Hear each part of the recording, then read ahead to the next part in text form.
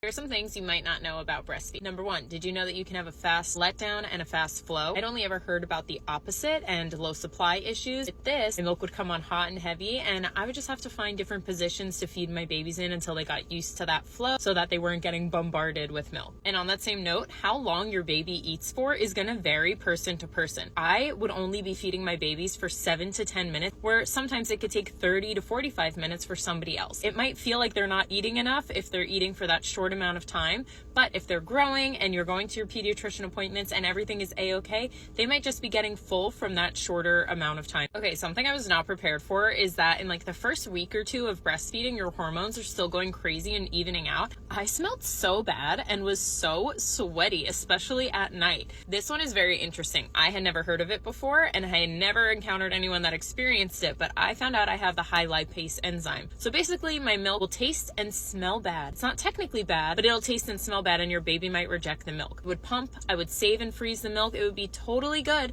but after 24 hours, this enzyme does something to the milk where it kind of turns it. So you could scald the milk before you freeze it, and when you give the bottle, you can add some vanilla to try and mask the flavor. Lastly, use a breastfeeding pillow, especially if it's your first baby and it's those first couple weeks or months that you're breastfeeding and your body's getting used to being in these new positions. You can get this thing called mother's wrist. You can get it from having your arm in an odd position. You want to make sure you have that breastfeeding pillow that supports your arms, your shoulders, your back, and your body will just thank me later. If you're just starting out your breastfeeding journey, you've got this. It is challenging. We all think it's going to be this easy, natural thing that happens, but it does take work. You're learning, your baby is learning. Give yourself patience. You've got this.